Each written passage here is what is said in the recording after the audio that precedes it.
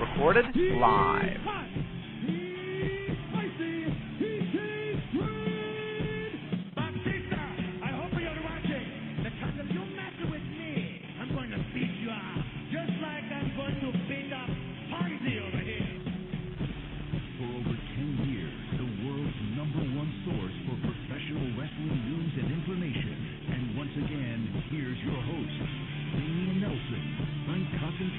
And the man they call Meathead. This is the Pro Wrestling Report on 540 ESPN. Ladies and gentlemen, welcome to the Pro Wrestling Report on 540 ESPN. No, my name is not Damian Nelson. My name is not Frank Cosentino. I am the man they call Meathead. Damian and Frank are they're somewhere floating around in the city. We don't know where they are, but they are gone. Maybe they'll call in. Maybe they're in jail. Maybe, I don't know. But filling in for Damian and Frank, that's 4 shoes to fill in. He's only going to fill in 2, but he's got 4 shoes to fill. The Polish Rifle, Scott Wisniewski. Scott Wisniewski, welcome to Pro Wrestling Report. Meathead, first of all, thank you. It truly is an honor to be here, and it's great to see you in the host chair. The host chair. How does there's been talk around this building. I'm not supposed to be in the host chair, but that's okay. Well, that's why I got you're here. Back. That's I got why you're here. Back.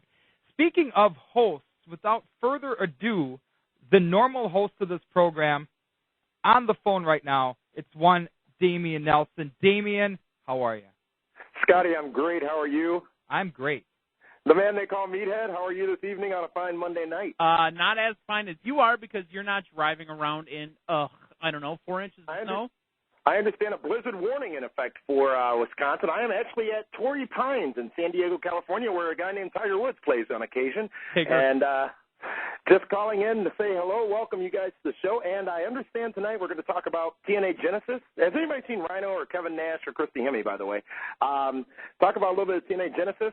Scott, I'm very interested to hear your opinion of a very opinionated subject over the last few weeks, which was, what is the definition of professional wrestling? And then I understand there's further conversation from their Meathead about whether or not professional wrestling is categorized as a sport. Yeah, it's all there. Plus the wrap-up of Raw as well. We're in the main event right now. Cena with what looks like the crossface on HBK. So you've got more. Damian, where are you at again? I am in San Diego, California, right at overlooking Torrey Pines Golf Course right now. Nice. Yes, indeed. But anyways, I don't want to take up time because I'm sure you guys are going to have an amazing show. Just remember this Wednesday, at PWRshow.com, it is our 10 best wrestling theme songs of all time on PWR TV, and that can be seen in southeastern Wisconsin on Channel 14 Friday night immediately following SmackDown. So, Scott, try to keep Meathead in line. It's a very difficult thing. I've tried it for the last 10 years. I know. You know how it goes. And you guys have a great show, and fans call in. Yes. It's going to be Damian, discussion today. This is Damian, as we let you go, I'm going to let them know that the chat Osphere is up and running. The forum is going as well, PWRshow.com. Chat Osphere. I hate you. Bye, Damian. I just do. Bye, guys. Have a great show. We'll see you next week. All right. Thanks, Damian. I'll tell you what, and get back safely, too, because I know you're enjoying the sun out there and all the other stuff. But maybe Damian will get a tan because, him and I had the argument when we were down at WrestleMania 24 in Orlando. And I said, for those of you that don't know, Damian is African-American, that the African-Americans don't tan. And Damian says, Bull, look at the pink on the top of my head. I said, but you're still 10, 20 shades darker than I am. I'm burning here. Well, I'll tell you something. Damian will probably be getting a lot more sun than, well, actually we're going to get sun tomorrow, but it'll be 20 below wind chills.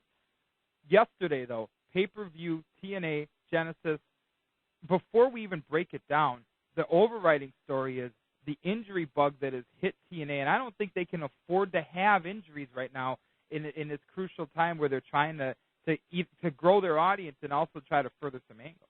Yeah, unfortunately they lost Christy Hemme on Saturday training in the ring with AJ, and actually according to her blog, Christy states that while working in the ring with AJ, she felt something pop, I guess, and AJ saw her wincing in pain and said, that's enough. Christy tried to move on, and, again, we saw her out here in the Milwaukee area, in Waukesha, actually, around December 5th, I think it was, at the Great Lakes Championship Wrestling Blizzard Brawl 4. She is really trying her best to work in the ring, and she's been doing a great job. A little bit too much training, though, and apparently she's going to be down for a while. Well, and, I really admire her. She's one of those women that actually cares about the craft and cares about getting better. And it's great that she goes out and she out-trains a lot of the other female wrestlers in both federations. But do you think she's out-working some of the boys, too? I don't know. But when you worry about neck and you get into any neck injury as a professional wrestler, well, in any walk of life, but as a professional wrestler, that's a scary, scary development. And her doctor had instantly told her that she should get the surgery right away, but she's trying a different approach, and she's going to try to she said she had some rods stuck up her nose, and she heard crunching and popping and all sorts of that stuff. And get well soon, Christy. Well, the other, obviously, other injury note, Kevin Nash was not at the pay-per-view. He was scratched early with a staph infection. And you talk about a guy who, as dynamic as he is, and people still want to see him wrestle. I don't know why sometimes, but still want to see him wrestle. The injury bug hasn't been very health has not been his friend. Let's put it that way. No. Kevin Nash, he's a big guy, and big guys, the body isn't meant to carry that much weight. And being as big as he is, he's going to have bad knees. He was a basketball player, so obviously his knees are going to be bad no matter how healthy or lucky he's ever been. His knees are going to be shot. I don't know how many knee surgeries he's had. He told me, and I forget how many, but it's got to be in the high single digits, if not into double digits, knee surgeries, combination of the two knees. But right now he's got a staph infection in his elbow, and it seems somewhat serious. Now, me, not being the meathead on TV that's a doctor, because I get confused a lot of times with the meathead on TV that's a doctor. I don't know. We'll have to see how he makes it through this. So, again, Kevin Nash, get well soon, please. Let's go to the phones from Ontario, Canada. Oshawa. One of our friends from the Great North, Ruben. Ruben, welcome to the Pro Wrestling Report. Hey, yo, guys. I just wanted to give a shout-out to the new guy, Scott, and, of course, Meathead and Damian Cox, who are no longer with us for this week. For this week. Remember, I'm just a fill-in here. Ruben, I have to propose to you that you stick up for yourself from last week, and have you figured out who the Prime Minister of Canada is yet? Ruben, come on, buddy. Give me something. Tell me, what was any of them, any of the ones that you can think of. Name one of the PMs from Canada. Yes, Ruben's done. We had, Scotty, you weren't around, but Ruben called in, had some very interesting points to make, as far as wrestling goes, and then we were talking about, I don't know if we were talking about politics or Obama or something like that, and I called him on it, and I said, okay, what's going on in America here? Who's the PM of Canada? And he just went blank. I don't know what happened. That's disappointing, and I know that most of Ontario wishes they could be in the United States. I understand that, but still, you need to know who's running your country, Ruben. There's no excuse for that.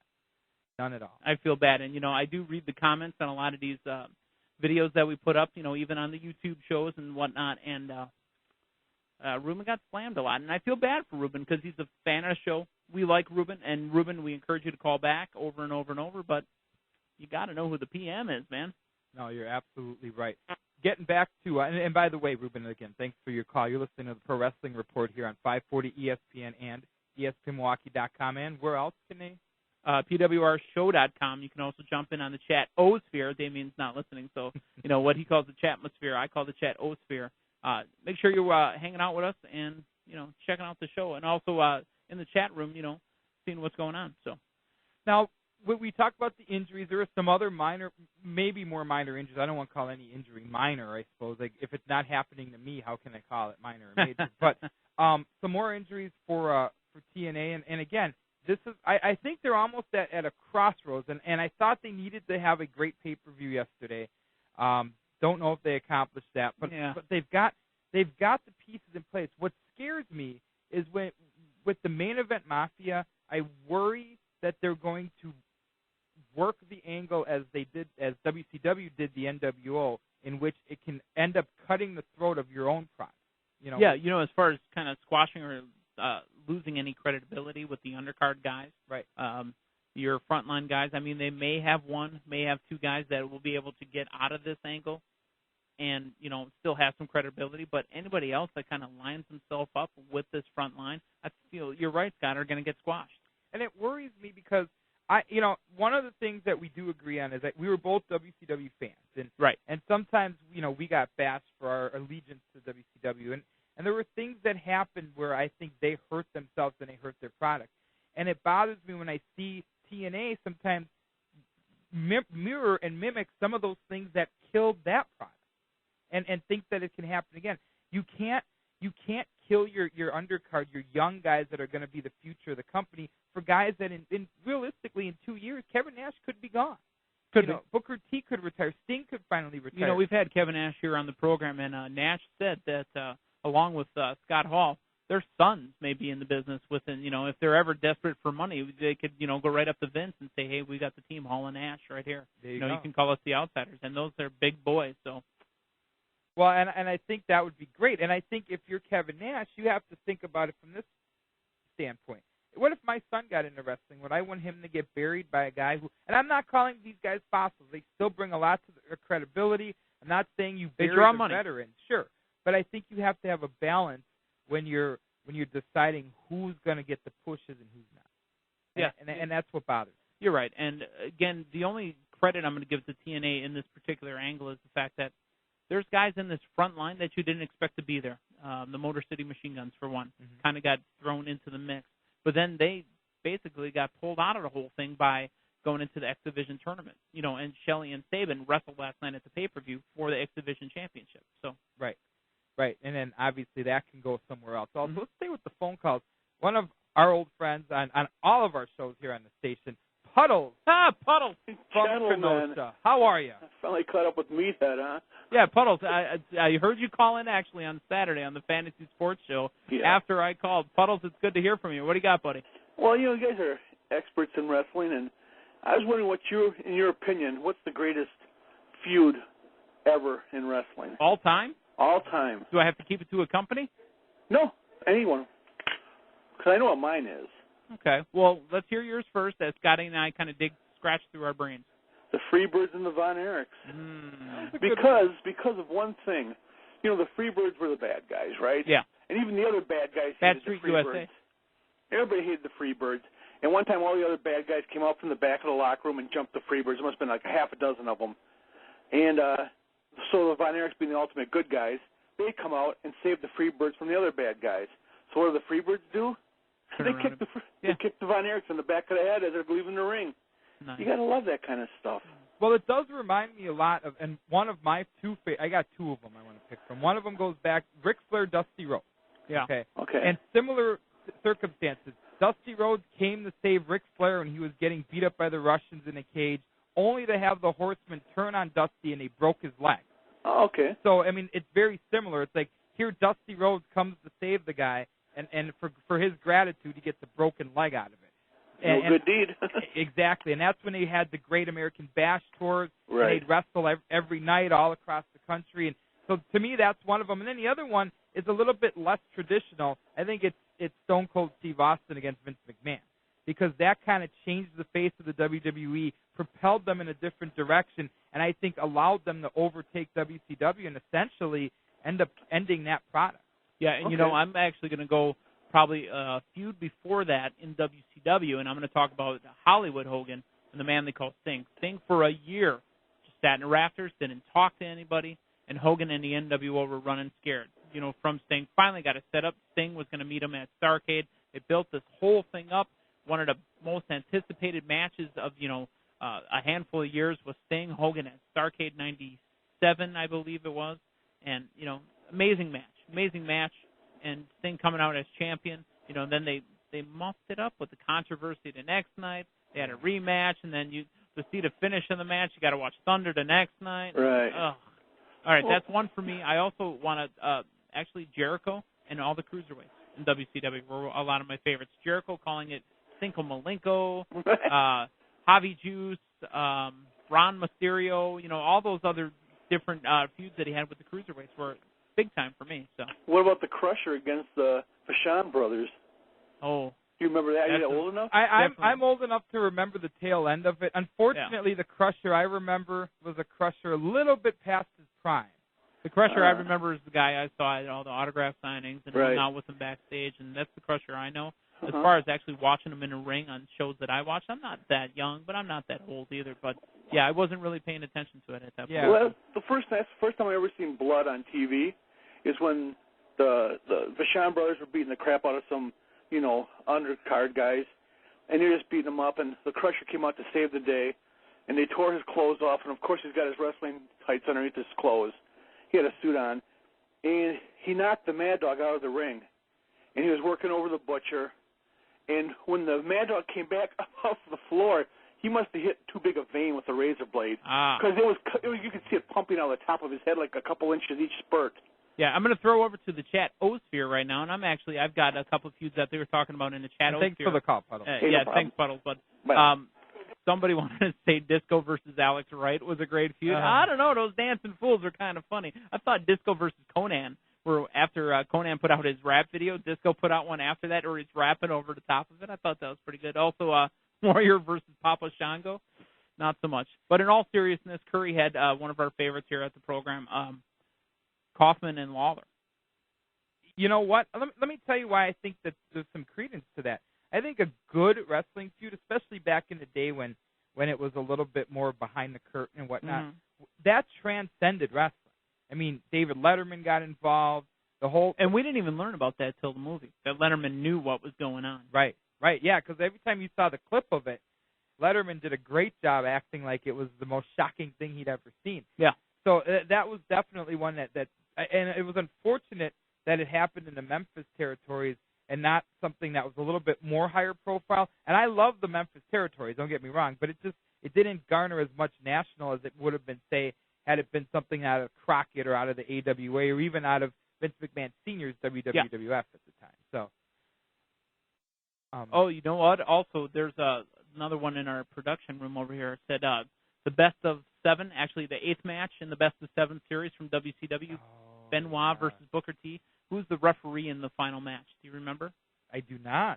They had a tribute show for him when he passed away in WCW, and everybody wrestled at that one.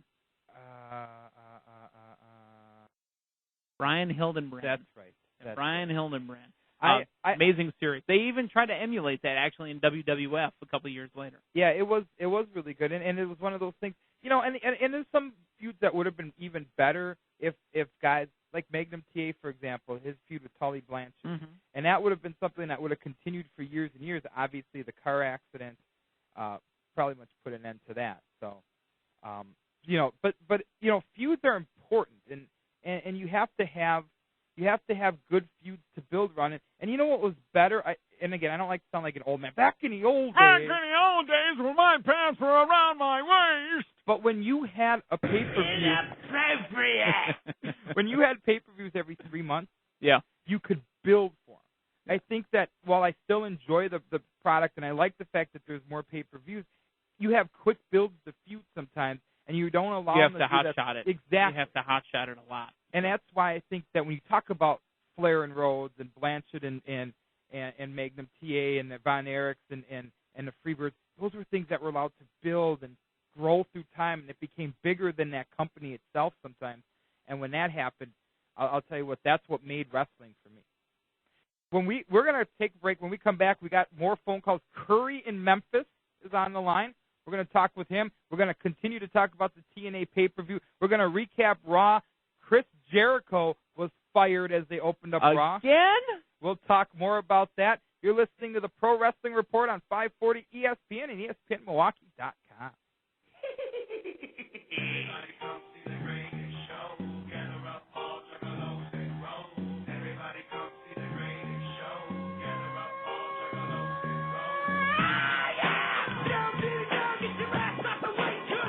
Wow, this is old school. Welcome back to the Pro Wrestling Report on 540 ESPN and ESPNMilwaukee.com. Scott Wisniewski filling in or trying to fill in for Damian. Again, you have 4 shoes to fill, Frank's and Damian's. It's not easy to do, and of course, Meathead is here. He's carrying everything. I'm a little bit heavy, but I have lost some weight, so maybe you can carry me a little easier. Anywho, as we were talking before, we were going to start getting into the TNA pay-per-view results from Genesis, but we started taking a couple callers. We had Puddles. We had Ruben, who still doesn't know the PM of Canada, and I believe we have some calls sitting on hold as well, don't we? Don't we have someone from down in the south there? And we were just talking about the old Memphis wrestling territory. I don't know if you're old enough to remember it, but Curry... I was. Yes, I actually was. My uncle used to take me back there when he was wrestling there. There was some good stuff out of there, wasn't there? Was your uncle the junkyard dog? No, my uncle is Kamala. Oh, Frank loves Kamala. Frank's always smacking his belly in here. Yeah, thank you. What's going on, Curry? How are you? What's up, meathead? It's me, Curryhead, your friend that was there through it all with you, meathead. Yeah, I know. Curryhead is, whenever I get down to Memphis, he is going to be my pimp. Really? Because he's going to go ahead and get the girls for me. But anyways, Curryhead, what do you got wrestling-wise? Talk to me. Man, that was the pay-per-view last night. Yeah. Oh, it was. Go ahead. It was bad, man. I ain't gonna say it wasn't good, but it wasn't bad. Better than I suspected after all the substitutions and changes in that card. I gotta give credit to Vince. Oh God, I can't even say his name. Russo? Who? Russo? I am not. I refuse to say his name. Vince Russo. The man. Okay. Yeah, but I just also got to say I've been busy. I just got back in town from Vegas. I'm just happy. I had to check my properties out there in Vegas. Scott, for those that don't know Scott as well, Curryhead likes to keep his pimp hand strong. Oh. Yeah. Okay. Exactly. All right. Anything else you want to add there, Curryhead? Why are you? Yeah. Okay. Why they're in doing the Hall of Fame this early? Announcing the Hall of Fame this early? Well, because it leaked out on the website accidentally, and they figured, the cat's out of the bag or the rattlesnake is out of the bag, so they'll go ahead and announce it. So that's going to be only the one, or are we going to at least announce everybody else before? No, I think they'll give it a few weeks. Yeah, and then they'll do it what they'll do then is they'll do it one at a time. Like every week they'll announce someone else. They'll announce it on Raw. So who you think is going to be in this year? Kamala. I did that for Frank, by the way. Yeah, no, I'm saying, you think finally the Royal Warriors going to get in? Ooh, well, one would be posthumous. Yeah, although I think they'd be very deserving. Yeah, but especially when his son is coming out after that pitiful performance this past year. Yeah, well, it wasn't that bad. I mean, Ohio State was. It could be worse in the game. Yeah. It could be worse. It could be like what happened to my Tennessee Titans, man, but I'm not going to get Are they still playing football? But, yeah, let's not go there. It's a wrestling program. If you want to talk football, call into Fantasy Sports Weekly on Saturday morning. I might start listening to your show, me here, because you sound like an intelligent person. You're confused with somebody else, but okay, thank you for calling me intelligent. You are the true heart of this show. They need to get rid of. You need to fire Damian Nelson. Hey, I'm gay. Well, there's a revolt on our hands here. For those of you reading in the chat sphere, there's been a revolt this whole hour. Curryhead, thank you for calling in, brother. All right, hold on. Yes. All right, go ahead, Gareth. Go ahead. All right, I'll see y'all later. I got to get back to my business. All right, you take care of that, Curry, man. But there are some interesting names in the chat sphere. They're talking about Terry Funk. Now, if you look at what he's accomplished, I'll tell you something. He would be a great Hall of Fame candidate. Yeah, Terry Funk, but as Ric Flair proved last year, you don't have to be retired to be put into the Hall of Fame because Terry Funk will never retire. That's true. I mean, even though he's been in, retirement matches already, for 20 years. Obviously, some other names that everybody always throws around every year, Macho Man Randy Savage. Oh, yeah. But there's so much beef between him and Vince McMahon yet, and I think it's going to be a little while before that water's under the bridge. Yeah, Macho Man, he burnt that bridge. Have you seen what Macho Man looks like right now? He looks like he's from ZZ Top with white hair. Yeah. Because I saw him at the Bolt premiere. Get in my belly! And, he's just creepy looking. So I don't know if I'd want Macho Man coming around. You'd have to dress back up like the Macho Man. You have reached #1 on the Macho Man's intergalactic hit list. Oh, yeah. Farley also mentioned, he's in the chat room, perfect candidate, and maybe I'm biased because I love Arn Anderson. The thing with Arn Anderson, he's the kind of guy I think you should hold on to. Remember, WWE has a lot of these guys in the back as road agents, and Arn Anderson's the guy that they should go to if they run out of people that they want. He can be that substitute villain. Like I think what they did when they put in JR and Lawler is they had other people lined up, and they blew it with them. And those are guys that are automatically going to be in there anyways. Kind of like for those of you that pay attention to baseball, Ricky Henderson was an instant Hall of Fame selection today. He, pronounced himself the greatest of all time. Yeah, he did. Other names, obviously, that you could throw about Ted DiBiase, which would make sense now that his son is wrestling. But there's still a lot of names. And what's great about the fact that Vince owns the rights to a lot of the AWA product and World Class and the WCW product is he'll have plenty of people to induct for the next 10 years at least. At least. And, remember, it's WWE's Wrestling Hall of Fame, not the real Wrestling Hall of Fame. This is a Hall of Fame that Vince chooses to put people in. Mm-hmm. He doesn't, just because a guy had a great career, and, a lot of people will talk about Mr. Benoit. If Vince chooses to put Benoit in, there will be so much media coverage. I don't care if it's 20 years down the road. If Chris Benoit gets put into the Hall of Fame, and if it were a real Hall of Fame, like even though Pete Rose broke the rules and was banned from baseball, if he was allowed to be in just based on his statistics, he should be in there. If Chris Benoit was allowed to be in the Hall of Fame just based on his wrestling career, he should be in there. But Benoit, extenuating circumstances, will not be in the Hall of Fame. What I'd really like to hear someday is people discuss what current younger wrestlers or new generation wrestlers do you project to be Hall of Famers? And I'm not talking about HBK and Triple H. They're obviously going to be Hall of Famers. I'm talking about the Ortons and the Cenas. Cena's a Hall of Famer. Think so? Yeah. He's the moneymaker right now. Cena's a Hall of Famer. What about Orton? Orton? He's got to keep going. Mm-hmm. He's on the path.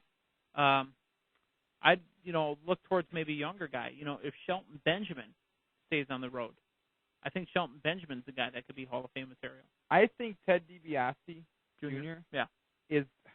There's something about him that I think he is going to be a star in the making. He is going to be a guy that can carry this product in 3 to 5 years. Verbally, Ted DiBiase is well above his age as far as being able to work on the mic. In the ring, he's average. Mm-hmm. But in the ring in WWE doesn't mean a lot. Because, look at Cena is actually an accomplished wrestler. But they stripped him down to be just this prototypical, no pun intended on the prototype gimmick, but this prototypical, wrestler that gets in his spots, works with the crowd, blah, blah, blah, sells merchandise. So DiBiase could be that guy. Yeah, I think you're absolutely right. And there's other people out there, obviously, that haven't been inducted yet. Now, there's some guys that are wrestling in TNA that someday could wind up in the WWE Hall of Fame. Obviously, the Dudleys, guys, Testify. What would you think, though, of Vince ever inducting a guy who never worked for him officially? Like the man called Sting. Could you see him being a Hall of Famer? Oh, I don't know. That's a borderline thing right there. Because remember, Sting and his religious beliefs said he really didn't want to go work for Vince. Right. And I don't think Vince has a problem inducting a guy that was a star for WCW, but a guy who openly said, I will never work for Vince McMahon. I don't know that Vince McMahon would be able to swallow that pride pill and say, oh, well, I'm going to put you in anyway. Yeah, the thing with Sting, and Sting belongs in the Wrestling Hall of Fame, the real one. Yeah. The one that's voted on, I forget who votes on it. I think it's all retired. The Cauliflower Alley. Yeah, Cauliflower Alley, that's it. Sorry, I was having a brain fart there. But I don't see Sting getting into the WWE Hall of Fame at all. Well, then other guys, Booker T, Kurt Angle, guys. Booker T belongs. Kurt Angle belongs, even though, he kind of burns his bridge a little bit. But never say never in the world of wrestling, because Kurt Angle, there's a possibility he could come back. What about Mick Foley? Mick Foley? He's a WWE Hall of Famer. Yeah. See, I agree. Even though he, said that he couldn't stand Vince yelling in his ear. Well, Foley marches to his own drum. Well, Foley doesn't really march anymore. He kind of limps to the side. Drags that leg behind him a little bit. But when everybody's in the room and they're all cheering his name, Foley seems to move a lot faster and healthier. No, you're absolutely right. And one last poll, when we'll move on about the Hall of Fame. Somebody asked, what about Lex Luger or Miss Elizabeth? Miss Elizabeth, maybe. Lex Luger will never be a Hall of Famer. For the way he conducted himself once he left wrestling, for the way he conducted himself inside promotions, leaving it without notice, and then many people think he's responsible for the downfall that eventually cost Elizabeth her life. And as revered as Elizabeth was at Titan Towers, there's no way Lex Luger's ever a Hall of Famer. And, the thing with Elizabeth, too, and before we get to our timeout, the thing with Elizabeth is WWE kept a nice shiny gloss on her. WCW kind of brought out the true Elizabeth, if you will. She was the motorcycle riding, nice woman, but, she wasn't as clean as WWE made her look. So, yeah, you're right. She was very, very revered at Titan Towers, and, yeah, I think she belongs in their Hall of Fame as well. But Luger, absolutely not. True story about Elizabeth. True story. Randy Savage would literally lock her in a room. Like, he would get his own dressing room, and he would only use the dressing room for Elizabeth. And she had to stay in there until it was Savage's time to wrestle. He would unlock the door. They would go into the ring, do their thing, come back. He'd get dressed, and they would leave the building. She had no contact with any of the other WWE. With the boys. Yeah. It's amazing how he tried to just keep her kind of like a prisoner. And, you would think that we would like Macho Man because we're baseball guys. And Macho Man had a minor league contract. He was a ball player, but the Macho Man is also a little crazy. Yeah, the more and more that comes out about him, the more and more of a tool he sounds like, for sure. Yeah, and not the cool rock band type. No, not at all. When we come back, we'll still take your calls, obviously, and I should probably give the phone number. Is that what 276-3776 or 1-800-990-ESPN. Give us a call. Don't drop the ball. That's right. Give us a call. We'll talk about the TNA pay-per-view. Raw, interesting Raw. They furthered some of the angles. We'll talk more about that. And we've got VI3 tonight as well. VI3. And also, there's room, if we have room, because I know we've been talking about how we're going to go through Genesis, and Genesis was so bad that we're still pushing it off because we don't want to do it. Yeah. But we could play Beat the Beat tonight if you want. There you go. And by the way, this is something that has nothing to do with wrestling. I just caught a glimpse of our producer, Dan Dragon, and on the TV behind him, they were doing an interview with a 15-year-old Ralph Macchio from 25 years ago. I have no idea what's going on in that control. He's watching Karate Kid. Look, dude, it's Karate Kid. Unbelievable. Anyway, we'll take care of all that when we come back. You're listening to the Pro Wrestling Report on 540 ESPN and ESPNMilwaukee.com.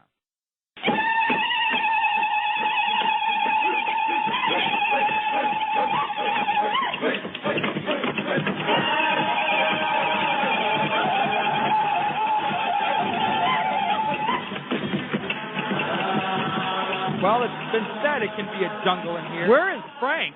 We're playing Frank's favorite song. Where is Frank? Welcome back to the Pro Wrestling Report on 540 ESPN and ESPNMilwaukee.com. We can't ignore the white elephant in the room. Eventually, we're going to have to break down TNA Genesis. Yeah, and not the cool video game system either. No. Although they have some cool games. Hey, there's a question from the Chatosphere by The Witty. Does Justin Credible still work at Olive Garden? I think he got fired. And CH_Smith says, stop firing Chris Jericho. Well, when we get into that part of the show, we will. I'm kind of interested in how they're going to play that whole thing off because obviously with let's face it, and I know this is old news. Ever since they've done the brand splits, the shows have sometimes run its pale. Yeah. They get stale. And when they have injury problems, it makes it even worse. So I can't imagine that they could afford to take Jericho off TV for a long period of time. It just wouldn't make a whole lot of sense. You're right. And the thing with Jericho is that he really does have heel heat with him right now. The haircut isn't really a heelish haircut, but, Jericho walks down to the ring now. He doesn't, come down sauntering or boasting or braggadocious or anything like that. He walks to the ring and he glares. And I think he's been paying attention to Orton because for some reason Orton does that too. Yeah, but I'll tell you something. He's got the real heel heat because when he does it, sometimes I get the feeling when Orton does it, he's doing it to kind of be that anti-face, but still get the face pop. I think Jericho loves the fact that he's a heel right now. Yeah, and Jericho said No Country for, what was the name of the movie again? No Country for Old Men. Yeah. That's where he based his character off of. I'd never seen the movie. Yeah, I have. I could see that. That's where he based his character off of. He goes, he was very focused, always thought he was in the right, he was insane, but that's what Jericho bases his heel character off of. Well, and he really, seriously, is probably the best heel they have right now because, he gets it. It's kind of old school. You know what I mean? It's like, I'm going to work you guys. I'm going to, I'm not going to come out and get the cheap heat like, say, Charlotte sucks. I mean, that's easy. Anybody can do that. You mean like in the pay-per-view last night that we're about to talk about, how they keep running down the Panthers? Oh, yeah. Cheap heat. Well, and you know what? Let's be honest. I mean, the New Age Outlaws, and the reason I bring that up is because Cute Kip was involved in the main event. That was always their shtick. I mean, they'd come to the ring with if they were in Chicago, they'd come to the ring with Packer jerseys.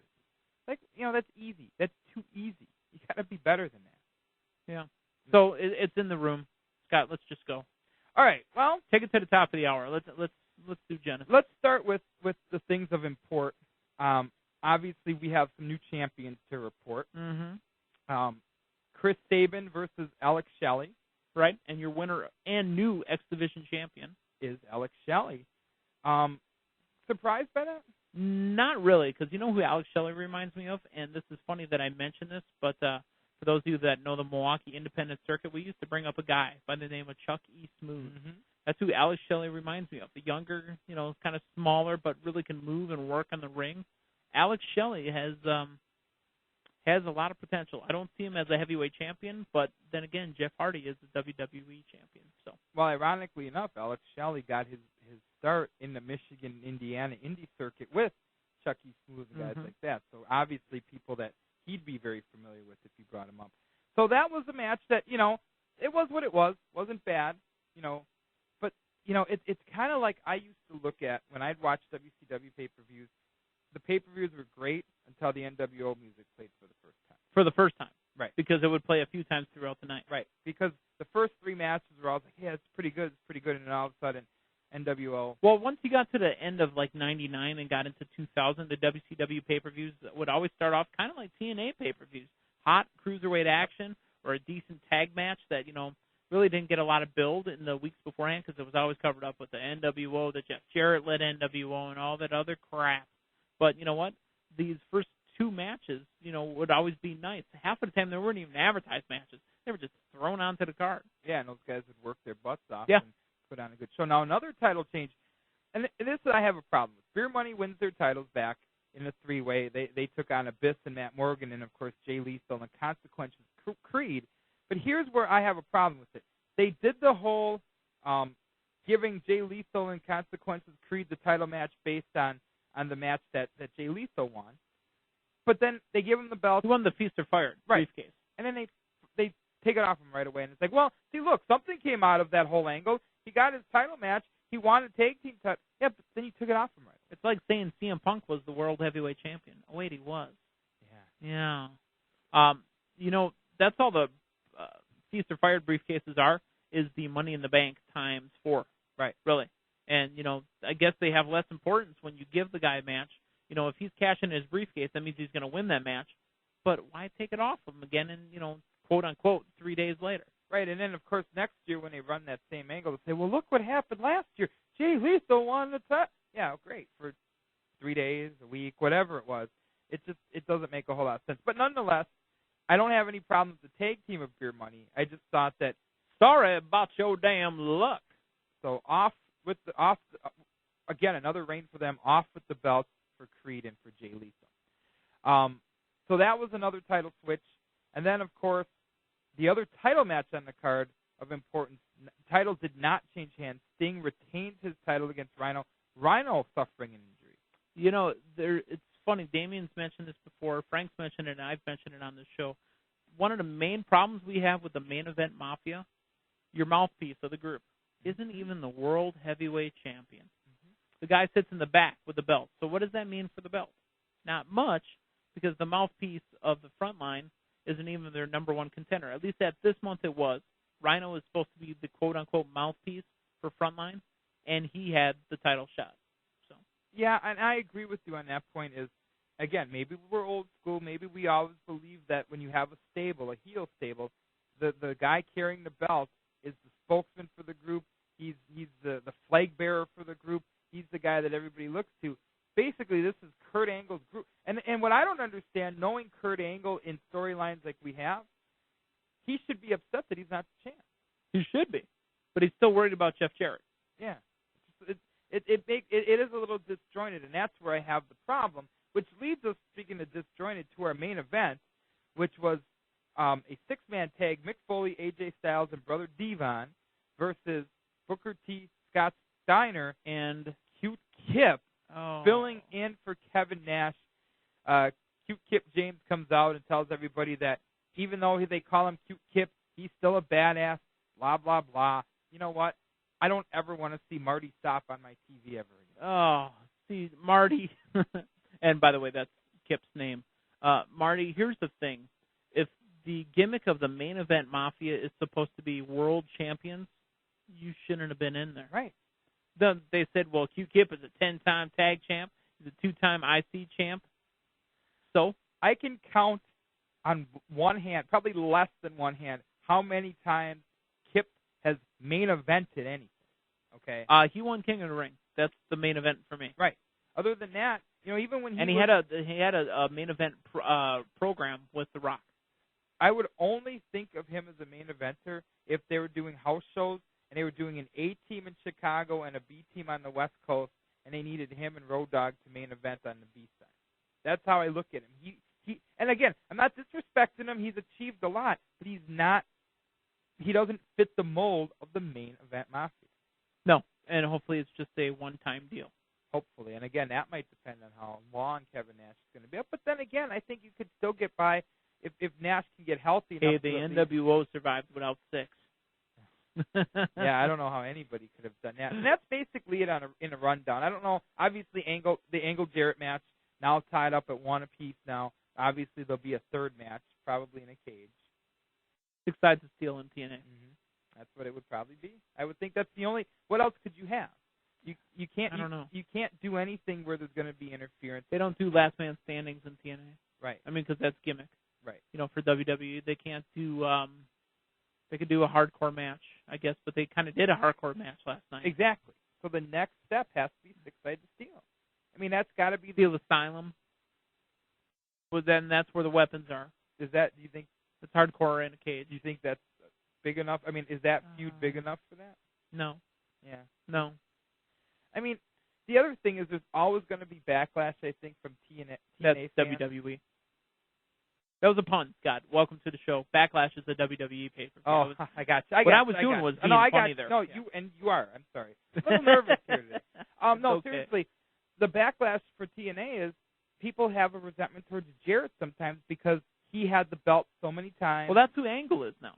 Mm-hmm. Remember, Jarrett said specifically in this very studio, Kurt Angle was chosen to be Jeff Jarrett's replacement. Right. That's who it was. So. And I think that for me, and again, I don't speak for everybody, but for me, when a heel gets that much, and remember, Ric Flair had the championship a lot of times, but he lost a lot of times too when he was running in the old NWA territory. When you have a heel that absolutely dominates like that sometimes, I think it does turn a lot of fans off. Yeah, I mean, because Hogan did it. Hogan dominated everything. Yeah. I mean, Hogan was the guy, when Hogan was done talking, then he'd let the jabronis in the back talk. Then he'd come back and finish it again. And then, he had Eric Bischoff behind him, patting him on the head. You're the best, Hulk. You're the best. Yeah, and I think that's the thing they got to watch out with. Hey, the Chatosphere also mentioned real quick that they could add another member to the Main Event Mafia. He is a former world champion, and he was in the movie Ready to Rumble, Mr. David Arquette. Well, and he's a legitimate main eventer. So at that point, I think I would agree. When we come back, we're going to talk about this version of Raw. We've got other things. We're even going to probably do Beat the Meat. I can't wait. It is the Pro Wrestling Report on 540 ESPN and ESPNMilwaukee.com. Hour 2 coming up.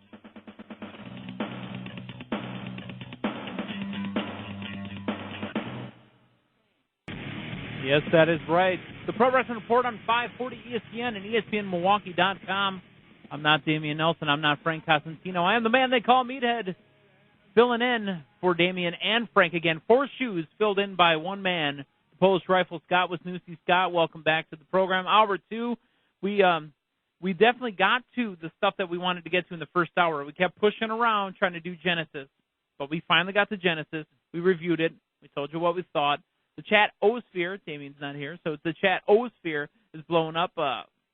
We're definitely allowing everybody to put in their little votes in the chat atmosphere to hear bumper music to come back.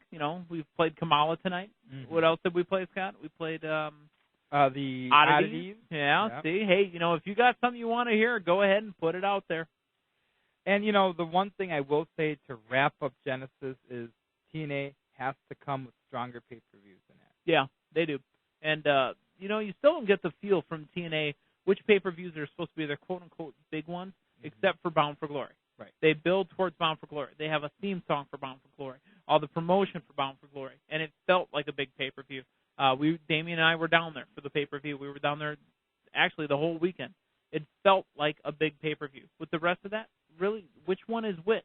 I know they have, Lockdown. They're all steel cage pay-per-view. And then what else? Well, and I really wish that they would do just 4 pay-per-views a year. And here's what I would like to see. You do 4 pay-per-views, okay, maybe 5, all right? And then on the off month, you do a 2-hour special show on Spike TV, okay? Mm-hmm. Kind of like WCW used to do with the Clash of Champions. Yeah, that was a TBS program, actually. Right. And that was great. I mean, and then you didn't need to have those pay-per-views all the time, because the problem is I think they try to cram 50 pounds of food in a 5-pound bag when you do these pay-per-views, so many of them. I think they overbook a lot of them. I think they want to get everybody on the pay-per-view. They want everybody to collect the pay-per-view check. I get that. But at the same time, sometimes it comes off where you just shake your head and you go, what's going on? There's just too much. Where am I and how old is this cheese? Yeah, right. So from that standpoint, I wouldn't mind if they cut it down, even if they cut it down to 1 every 2 months. I think it allows them to build a little bit more, and you don't have to. I hate that everybody thinks they have to do exactly what the WWE does. Do something different. Do what works for your business model. Mm-hmm. You don't think you have to compete step for step, because I think the buy rates would be higher. People say, well, you lose pay-per-views, you lose money. Not necessarily.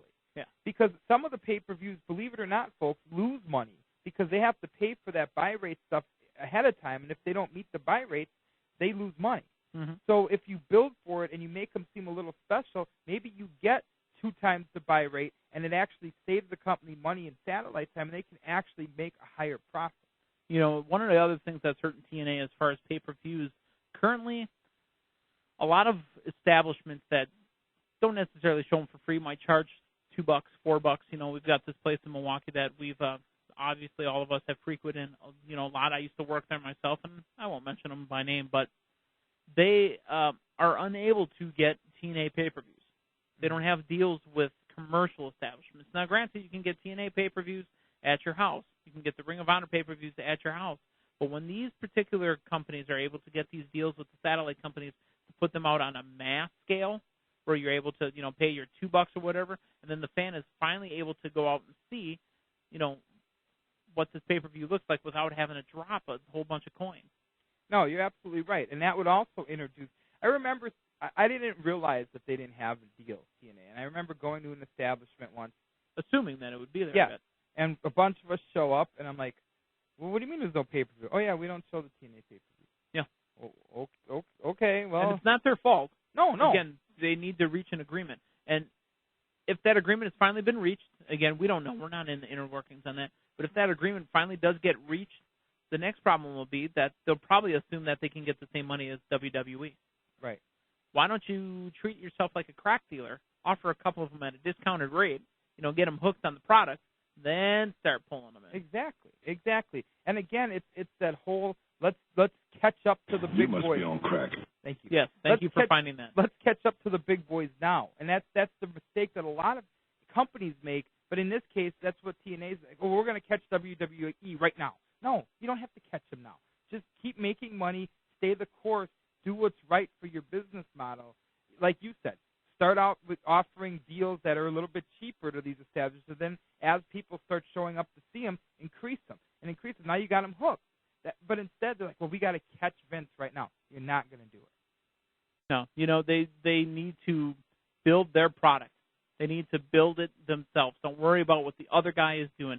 Another thing that TNA does that really kind of bothers people is they continually mention WWE. The number 2 guy shouldn't even worry about, attacking the number 1 guy. But that's what always happens. When WCW was below WWE, they mentioned WWE and took shots at them. When WWE was trying to get back, you had D-Generation X going down to Turner Towers, trying to get onto, Nitro, trying to get into the building. So I guess I understand the second guy going after the first guy, but No, I agree.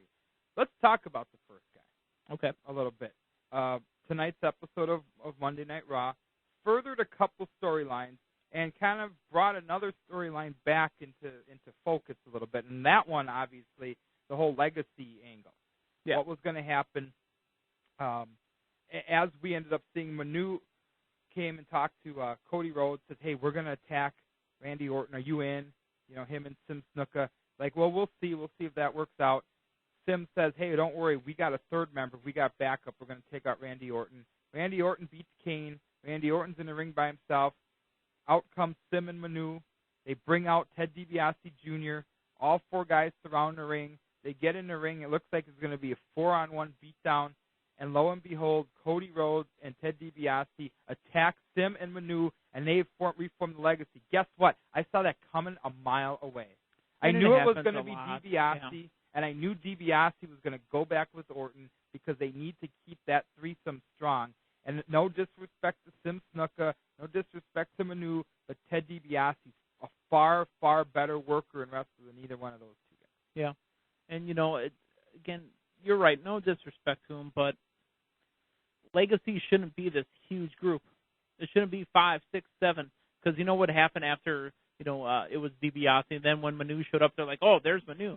Then they should probably let's add in the Hart Foundation, and let's add in, you know, this guy's got a kid, this guy's got a kid. It gets to be this huge, nasty, large group. And there's so many second-generation guys still in the development, D.H. Smith, Kurt Hennig's son.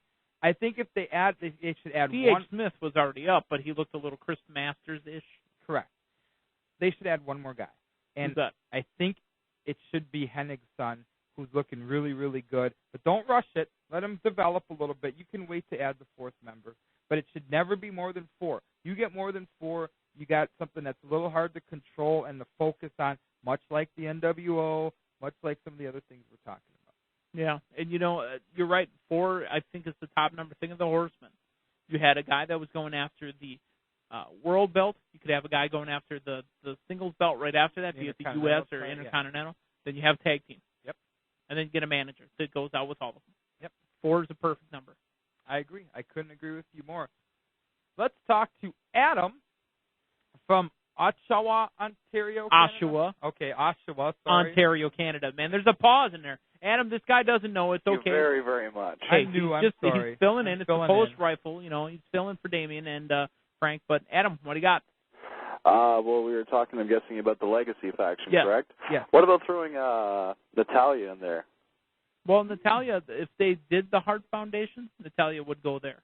Well, yeah, and I agree with you, Meathead. I think they're trying to save her for that. I think they still want to, on SmackDown... They're trying to save her, Natalya?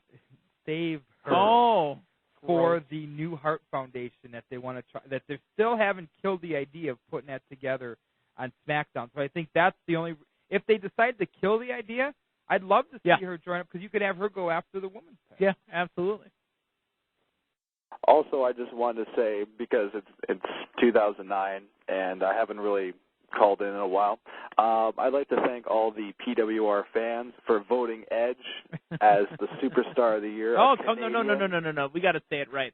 Oh, Edge is the 2008 Pro Wrestling Report Honors Wrestler of the Year, as voted on by you, the fans. That is correct. So, every single button. There you go. Ontario rocking it. They're calling in and giving the big shout-outs to Edge. Thanks for calling in, Adam. Bye. But you know what? It is interesting because the honors, first of all, you guys have been doing the PWR honors for so many years. I remember specifically seeing the first one ever done. Okay. The first one, everybody was in tuxes with the Hooters girls. Yes. And I was actually, unbeknownst to anybody that watched, I was DJing that event. I wasn't technically even part of the Pro Wrestling Report at that point. That's right. I was DJing the event. Carl Love, who, you know, people give us a hard time about Carl Love still being listed in the credits, even though he hasn't been on a show in a year, but Carl Love is still listed in the credits. The second year was a dance contest against myself and Kid Beatbox. I remember Kid Beatbox. The third year was an amazing year. That's where we had every local federation presenting awards. We had Great Lakes Championship Wrestling. We had the Rebels of Wrestling. We had Mid-American Wrestling in the house, and it was an amazing thing. And you know, it's funny how when you look back at time, and you know, we've known each other a while. We've been doing some form of radio or TV separately for a while. But we're all in the same circle. When you look back at it, you're like, man, it's been that long? It just doesn't seem like it. By the way, if I could, you mentioned local federations. I'd like to put a plug out, if I may, for a big show coming up on the 24th in the Milwaukee area. If you're in the Milwaukee area at all, you're going to want to come out to see in South Milwaukee MIAW Wrestling Meatball, the world's largest midget meatball, not meathead. Although I'd love to see a meatball meathead one-on-one match. Well, the only one-on-one that's going on now is Meathead in the future, Mrs. Meathead. So, that's about it. And that match, by the way, at 7:30 bell time. It's at Papa Luigi's 2. That's on Rawson Avenue in South Milwaukee. Milwaukee Avenue in South Milwaukee. Right. You're gonna want to get there. Is it in the middle of all the streets that start with the letter M? Yes, it is. But if you're familiar with if you come off of Rawson Avenue, and then you turn on 9th Avenue, and then turn right on Milwaukee Street, you can't miss the building. The marquee will say wrestling. Meatball will be there. Not Meathead, Meatball. Not Meathead, Meatball. Although Meathead might be there. Who knows? You never know who's going to show up. And by the way, I know I didn't get the chance to say this, but I wanted to congratulate you. Oh, thank you. Thank you. Everybody in the chatosphere already knows. They asked if there's little meat. But anyways, let's get back to Raw. Yes, we were talking about Legacy. We just took a call from Adam, and we were talking about Legacy. Okay, so we've got that angle going, and I don't know where they're going to go with it. Now, the 3 men that were entered into the Royal Rumble today were Cody Rhodes, Ted DiBiase Jr., and Santino Marella. So those are your 3 newest members to Royal Rumble, or participants, I should say. Okay. So obviously they'll probably put the Legacy storyline on hold till after Rumble right now. See what they're going to do with it. Find a storyline for them that will push their way towards WrestleMania. Chris Jericho gets fired today. Again. By Stephanie McMahon, and of course, if you saw it, Stephanie McMahon comes out.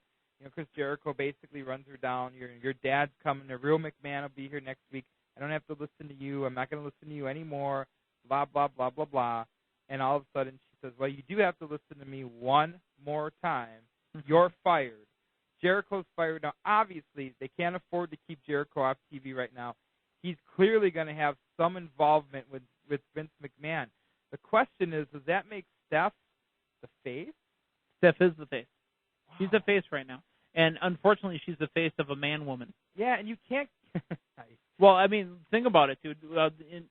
My fiance, who does not watch wrestling, did pay attention for a while when Stephanie first got into the game. And she had a very high-pitched voice. My husband, Triple H! And she didn't have the breast augmentation yet. Correct. Steph obviously started working out, and she got some hormones put into her, and now she sounds like a man. Whoa. But see, here's the problem I have, okay? Here, she's the face, yet she still acts like a witch, okay? Sure. She down-talked her brother. She talks about it being her show. She shows that McMahon arrogance. I find it hard for people to want to get behind her, but they're going to... There was a time where I wanted to get behind her, but then she had all that stuff done to her. Well, but then you could still get behind her because, well, never. There's way too much behind her. I mean, literally, we're part in the Red Sea there. But my point being... Inappropriate! I'll do it, Dragon. I got it. Thanks. The point is... Make sure you wear rubber, dude. She gets around. Yeah. You can't. Jericho's going to be the heel with Vince, but then how can you root for Stephanie? It's one of those things where maybe they have to reintroduce Shane into the mix somehow. Yeah, and, again, we talked about this off air a little bit. Vince coming back is just Vince's way to set up a match for WrestleMania because, Vince is going to get involved in WrestleMania again. Vince feels that, he needs to be involved in the show to sell tickets and pay-per-views. It was funny, a little off the topic. I was going through YouTube the other day, and I was watching some old clips of when, The Rock and Jericho were feuding with Stephanie. Oh, yeah. Let the boobies hit the floor. Yeah, and then they had the bottom Planet feeding of the Apes. Yeah. That was some pretty funny stuff. Sexy. Yeah. Thank you. I knew that. But, so anyway, so that's the next angle. We'll see that take fruition next week, obviously, when Vince comes back. And then the HBK angle continues. HBK, pretty much the paid, hired hand of JBL. Now, a lot of people have their thoughts about that angle. And when we come back, I want to get your thoughts on it. I actually like the angle, but I have a feeling it's not going to end well. Like most WWE angles, they start out with such promise, and sometimes they kind of just leave you going, what just happened? So we'll talk about that. And, of course, we'll take your phone calls, 800-990-3776, 414-276-3776. It's the Pro Wrestling Report on 540 ESPN and ESPNMilwaukee.com.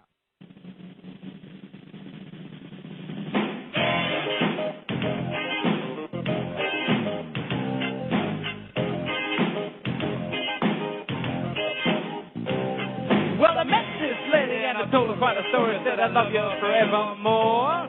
The Jive Soul Bro, baby. Got it. I love it. I love the Jive Soul. This is a Slickster talking to you, honey. Now, let me just say this. Oh, and by the way, it is the Pro Wrestling Report on 540 ESPN and ESPNMilwaukee.com. 800-990-ESPN are our numbers, 414-276-3776. The inherent overt racism of Vince McMahon in the 80s was so obvious that, I don't know, Slick was a great example. Sapphire, oh, my God. But what about Akeem the African Dream? How did he get away with that for all those years? Unbelievable. Let's go out to the phone lines. We've got Martin from Ogilvie, Minnesota. Is it cold enough for you up there, Martin? For Minnesota standards, it's okay. Okay, so you're saying it's 0. Yeah. Okay, because that's what we're getting, I think, in the next 3 days. We're going to have highs of -2. Yeah, I don't think we're reaching double digits till, like, Saturday. You know, we pay more to live in these states, Martin. I don't know why, but we do. Hey, wrestling-wise, what you got, Martin? What's going on? You guys wanted to talk about the whole JBL HBK angle? Yeah. Mm-hmm. At first, when I heard, like, the whole idea of HBA working with JBL, I didn't think this was going to work, but so far, it's been pretty good. I mean, it's kept a good story, but like you guys said, it's all how it's going to end is really going to determine how good this angle really was. Mm-hmm. No, I agree. And you know what I like about it, though, guys, is Shawn Michaels, in addition to still being able to work for his advanced age, is the best actor they got. I mean, his facial expression. I don't think if they would have done this angle with anybody else, I don't think it would have worked. You don't think that Scott Hall could have sold it better? Please. Yeah, he would have passed out sometime at one point. But no, seriously, Shawn Michaels makes this thing work. But again, you worry about what they're going to do and what the payoff is going to be, and that's what scares me. But Michaels, is a guy that I believe you can put him in any angle of any kind now, and he wasn't always that way. I mean, there was a time where Shawn Michaels, the egomaniac, would probably have done something, would have said, "No, there's no way I'm going to make myself look bad." But for whatever reason, he gets it now, and I really love the angle, and I really can't wait to see how it goes. But I hope I'm not disappointed. Yeah, I'm hoping that this will end like at least okay and everything, because they've done such a good job for an angle that I didn't think it was going to do good in the first place. Right. No, hey, Martin, I got to ask you, when do you think it's going to end, time frame wise? Do you think it's WrestleMania, or do you think it goes past Backlash? Because remember, stuff doesn't end at WrestleMania anymore, because Backlash is always the Backlash of WrestleMania. To be honest with you, I don't know when this is going to end, but that sort of goes into my next couple questions I had for you guys. When do you guys think it's going to end? Well, there's two ways it could end. It could end with JBL winning the belt, and sometime between then and WrestleMania, Shawn Michaels just either he gets embarrassed too much, or he has some sort of an epiphany where he turns on JBL and challenges him for the title. Maybe he feels like, hey, you cost me a shot by not letting me get into the Royal Rumble. Or, and I don't know that you could afford to do it, because I don't know that Shawn would want to miss out on it, but you don't even let him be at WrestleMania. And he does the slow burn that here's JBL getting to go to WrestleMania, getting to wrestle for the title, that maybe right then and there he makes the turn. Or the third and final thing is Vince McMahon orders Shawn Michaels into the Royal Rumble, and he wins it, and he has to face JBL, who will then beat Cena. That one seems the most likely. Right, and that would have to happen within the next 2 weeks. Shawn would have to get into the Royal Rumble. Vince will be at Raw next Monday. Well, first off, I don't think they're really going to have Shawn Michaels off the card at WrestleMania. I think he's going to be there, right, especially since it is in Texas, which leads to my next question. The big match seems like a lot of people have been wanting was Shawn Michaels versus The Undertaker at WrestleMania 25. Should it happen? Do you think it's going to happen? What do you guys think? I don't know that I really want to see that. I mean, I understand the whole, posterity of it. I mean, I'd love to see Shawn get one more, even if it's short. I'd like to see him get one more title shot and win it in his hometown. That would be great, or his home state, I should say. That would be great. But I don't know. I mean, I think they obviously have to do something's got to happen. The whole JBL thing has to happen. Do you think HBK and Undertaker? I mean, what do you think? Do you think that's a match that would be a big money maker? I don't know if it would be a big money maker because Undertaker, after he beat Orton, I'd never see him losing again. Because Orton, to me, was the guy that should have taken. If Undertaker was ever going to lose his streak, it would have went to Randy Orton, the Legend Killer. But now that Undertaker beat Orton, I don't ever see the Undertaker losing again. So yeah, I agree. Here's Red Deadman from the Shadowsphere, or as you like to call it, Shadowsphere. Yes. He suggested Cena, HBK, JBL triple threat match at WrestleMania. That could work too. And then just when you think that Shawn Michaels is going to lay down, bang. Yep. It's certainly a possibility. Let's stick with the phones. We've got Anthony from Helmar. Where's Helmar? It's in Wisconsin. Is it? No, it's actually in California. Oh, hey, Anthony.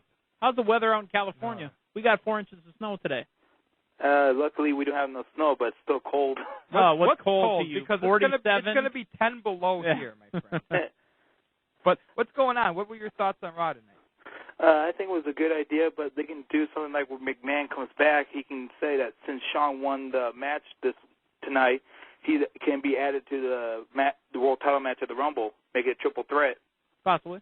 And then have him just say, JBL, suck it, and give him a sweet chin music.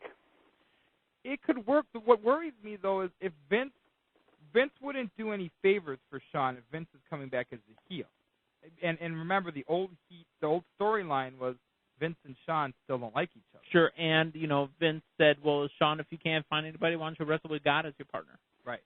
So, I mean, it would be – now, that's not to say – I mean, we've seen stranger things happen, especially when it comes to some of the writing we've seen in the WWE lately. It's very possible. I just don't know how you would rectify all the past heat and all of a sudden McMahon, as the heel, does a favor for Shawn.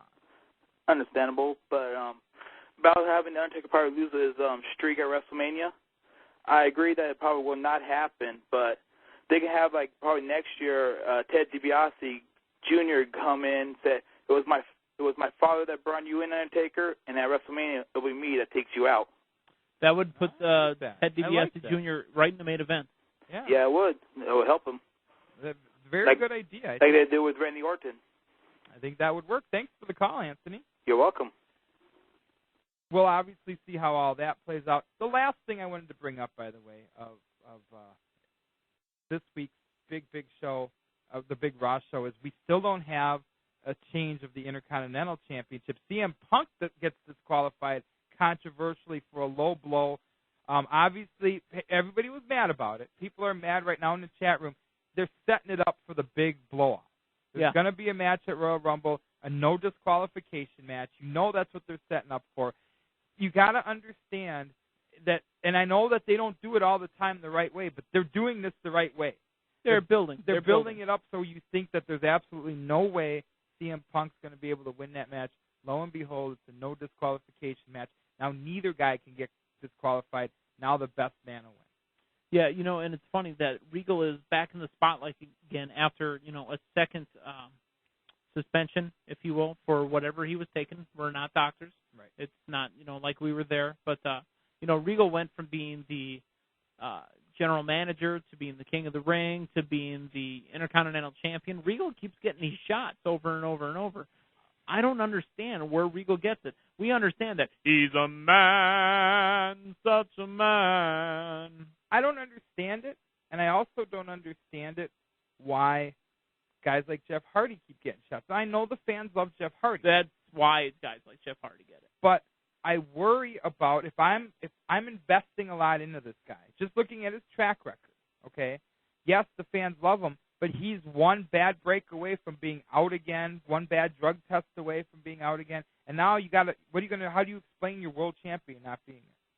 how do you explain your Intercontinental Champion being there if Steve Regal would just kind of fall off the wagon? That's when guys accidentally lose their belts that night. That's when, a guy like Chris Jericho beats Jeff Hardy for the Intercontinental belt just out of nowhere. Right. That's how guys like Rob Van Dam lose the WWE on a Monday night and the ECW on a Tuesday night back-to-back like that, just out of nowhere.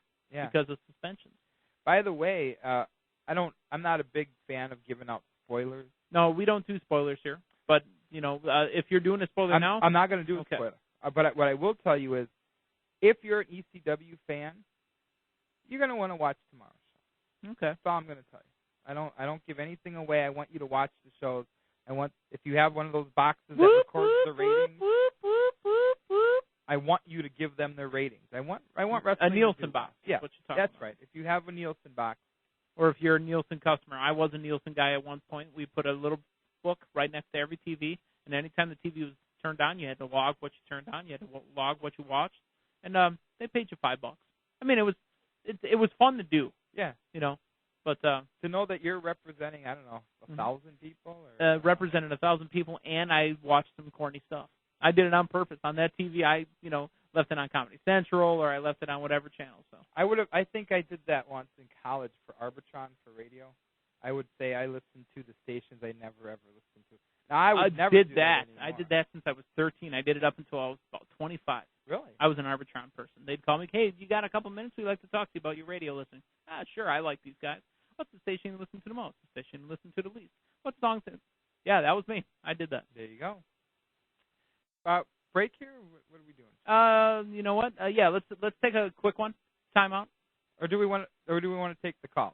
Well, yeah, let's take the caller because he's calling from Newcastle, Australia. Australia. We'll keep it right here, and we'll talk to Andrew from Newcastle, Australia. Aussie Andrew, how are you? How you going, mate? Hey, a good day to you. What time is it in Australia? Right now it is 4:30 p.m. here. Oh, yeah, and I bet you don't have snow, do you? No, it's middle of summer right here. Do you ever get snow in Australia?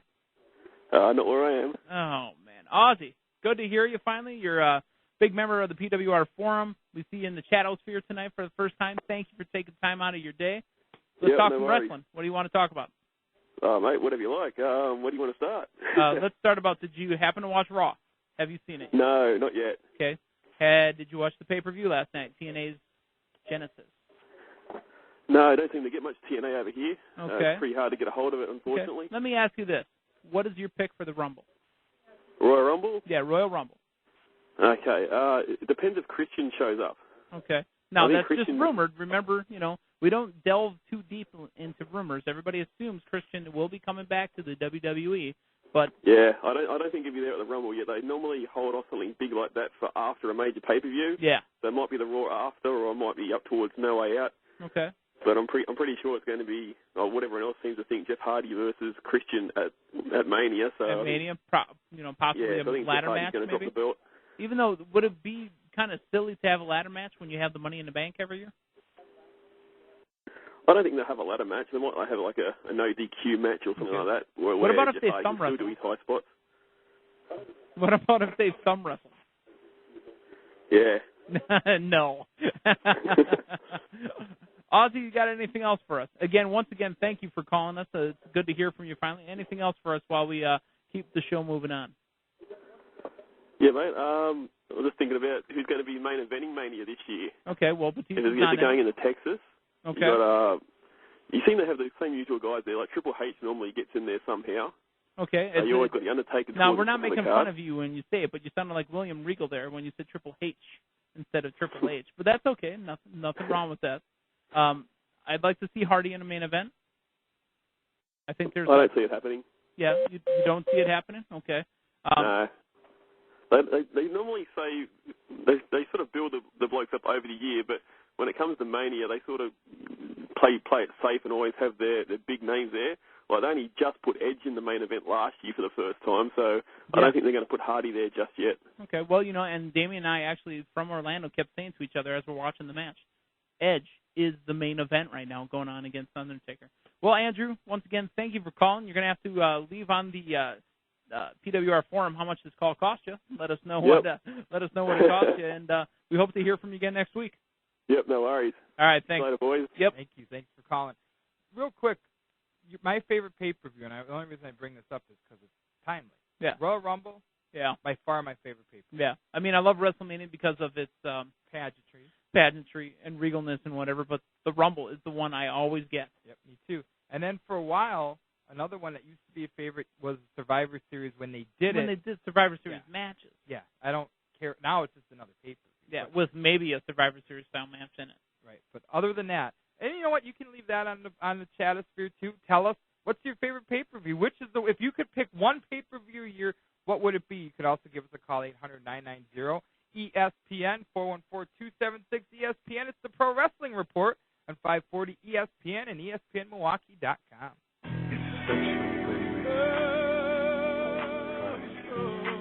And I want to give it all to you. Yeah, right on. I'm right here for you.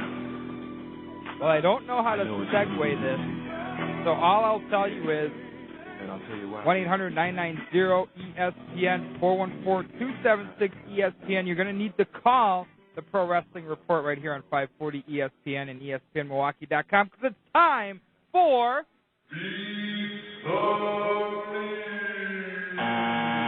What number caller are we taking? 72 Dragon. No, we can't do that.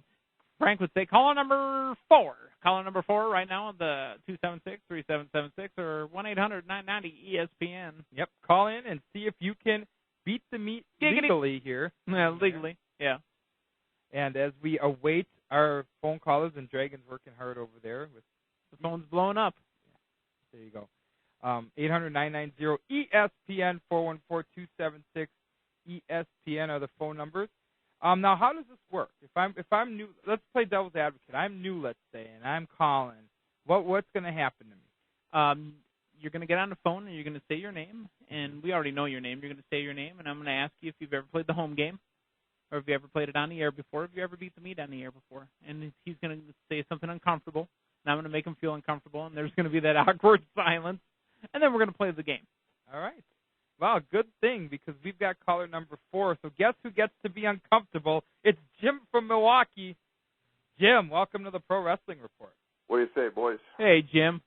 Are you ready to play Beat the Meat? Let's play. Have you ever played Beat the Meat before on the air? I can't say that I have. Okay. Is it a legal issue that you can't say it? See, that's the uncomfortable silence, and begin. All right, Jim, you ready for your question? Sure. And by the way, if you do beat the meat, which is to answer this trivia question correctly, you are going to win an ESPN prize pack. Correct. Okay. Wonderful. All right. Well, what WCW championship did Ming/Haku hold when he jumped ship from WCW to WWF at Royal Rumble 2001? The hardcore title. Ding, ding, ding, ding, ding, ding, ding, do we have some winners music over there, Dragon? Dragon's over there taking and, telling everybody else that, caller 5, 6, 7, 8, 9, 10 that they're going on. But, hey, Jim, you got it right on the head. That is absolutely correct. The WCW hardcore title. And to show that either Ming was a good guy or the fact that they got the belt away from him before he was able to jump ship over there, he didn't actually take that to the ring with him, a la Medusa or Alundra Blaze or whatever you want to call it. Hey, don't forget Ric Flair gave it to Bobby Heenan 10 years before that. Yeah. They did the same thing. That's true. All right. So, Jim, we need you to stay on the line. Our man Dragon, our producer, is going to get all your vital information. And because you are a local caller, you can actually come down and pick it up. So hang on the line. Dragon's going to take care of you. Congratulations. Okay. All right. I don't know. I put him on hold. I think Dragon can pick Dragon will take care of it. Okay. And if not, he gave me a confused look, so that's why. No, that's a Dragon look. Is what they call that. Nice. All right. So we had a winner at Beat the Meat. It was a pretty easy question, but I wanted something that kind of matched, the Rumble coming up, and a little WCW, a little WWF. I wanted something that was kind of, all together. We talked a little off the air. We were talking about how our favorite pay-per-views, one of mine is Royal Rumble, and I talked about how Ric Flair winning the Royal Rumble is my all-time favorite, greatest Royal Rumble moment. Mm-hmm. And obviously other people ended up staying in longer as years went on, but just the whole story that was told, and Ric Flair having to hold on and have to bring in the real World Heavyweight Championship in.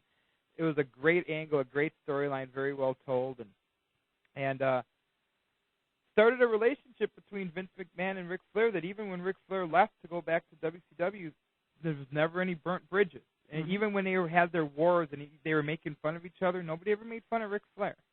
You know, at least when they did the Billionaire Ted sketch. Well, yeah, when they did that. But then when Ric Flair obviously came in, the first program he had was with Vince McMahon. Yep. Where Vince is wearing his robe in the middle of the ring. And by the way, I remember the video package they put together when they were doing the whole where the company was split and Ric Flair owned half of it and Vince McMahon. And to me, I've always enjoyed the production work that the WWE does, but that was probably one of the greatest, packages they've ever put together. I thought it was phenomenal. And, of course, they used Kid Rock. Ding, I don't have my bell here. I'm sorry, but every time we say the word phenomenal on this very program, we owe AJ Styles a nickel. Uh-oh. I'll write a check after this show. And Damien, for some reason, wasn't using his head. He goes, we'll get that dime back to him at no point, or nickel back to him at no point. I said, whoa. AJ, yeah, what are you accusing him of? My God. Terry and Waukesha, welcome to the Pro Wrestling Report. You're on 540 ESPN. Gentlemen, hey, how's it going this evening? It's going all right. I'm working with a new partner tonight. Damien and Frank out of town, but things are going okay. What's up? I'm just trying to not crash the ship. Okay, well, Meathead, I got to ask you a question. I kind of wasn't listening for the first hour or so. Fired. So what did you think of Genesis? I kind of give it like a C+ at best. That's being very, very, very, very generous kind. On Genesis. Yeah, generous on Genesis, as Scott would say. Genesis did not hold any interest for me. Yeah, it didn't hold any interest for me either. I was pretty disappointed. I started up a blog, a wrestling blog, just this, and that was my first entry was giving my critique of Genesis. And I'll tell you right now, if they were trying to pull off a really great pay-per-view for the first one of the year, guys, you blew it big time. 8-minute match for the World Heavyweight title, garbage. The only match I thought that was decent was the Kurt Angle Jeff Jarrett match, and from what I hear, Jeff Jarrett didn't take some very good bumps. He hit his knee on the ring rope, taking a bump he wasn't supposed to take, overshot the table on another bump and missed it. I just thought it was overall, TNA's got to start, they got to start, what do they call it, manning up and getting some good pay-per-views out there and getting some, pushing a little bit more of the younger talent and making the problem is that some of the older guys that may be good for the TV ratings and maybe good for the merchandise sales and whatnot, they physically, some of them can't go anymore. Yep, Scott Steiner's got to be at his end. Angle can still go. A 22-minute match with Jeff Angle can still go. Booker can still go. Nash can't go anymore. I heard Sting's having humongous problems with his knees now. They need the front line. They need to start pushing the guys in the front line more. I mean, seriously, let's come on. The history, the future of this business is Joe, AJ, Shelley, Sabin, and by the way, Black Machismo, Jay Lethal. Drop the Black Machismo stuff. Mail the Macho Man back all of his ring garb from the 80s and 90s, and drop the whole Black Machismo thing. It's getting pretty tired. It's getting pretty lame. Nobody, he's got such a great moveset for a young guy. He needs to drop the double axe handle. He's still a very young guy. Yeah, he needs to drop the double axe handle and all this other garbage and give the Macho Man back all his, $5.95 tights with phrase on them. So, I mean, I just shake my head. This was a pay-per-view that they hyped to no end, and they're putting they're going to hype them all. I mean, it's not like they hyped it like Bound for Glory hyped it, but they hyped it pretty hard. Yeah, and it's just, get Abyss back to where Abyss is supposed to be, being a monster. Put him in a program with Matt Morgan, have those two guys tear the house down or something. But, start pushing the talent that can work and stop pushing guys who need to be in a wheelchair in the old folks' home. Good God. Yep, Scotty? No, I agree with we talked about it in the first hour. Everything that Terry says is what I was saying before. I couldn't agree more. Yep. Yeah. So the one thing I'm gonna leave you with, guys. Can anybody tell me why that other organizations can't use like the U.S. title or something like that? TNA needs a good secondary title. They don't have one. some of the other organizations. That's what made the NWA great when it was the NWA. Well, that's what the X Division is supposed to be. Because remember, the X Division belt isn't about a weight limit; it's about no limits. That was their goofy tagline. And I mean, Samoa Joe was the X Division champion. They had a great secondary title, but now that X Division belt is strictly focused on the younger cruiserweight talent. Yeah. I mean, do you remember the three-way matches between AJ Styles, Christopher Daniels, and Samoa Joe? Absolutely. Those were probably some of the greatest matches I've ever seen in my life. What they need to do is they need to tell Christopher Daniels to come back out. He's on his way. And, be back. Because, AJ Styles, Christopher Daniels, and Samoa Joe can steal a show. Mm-hmm. Seriously. I mean, Sabin and Shelley, from what I hear, that match stole the show. Yeah, and then unfortunately, as usual, it was one of the first matches as opposed to one of the other ones. But, Terry, thanks for the call. Really appreciate it. Thanks, all right, thanks, Terry. Now, here's the thing, too, about secondary titles, and you can blame Eric Bischoff for this. Eric Bischoff single-handedly killed tag team wrestling. He didn't believe in it. Yeah, he killed tag team wrestling, but he created Confessions of a Teen Idol. That's true.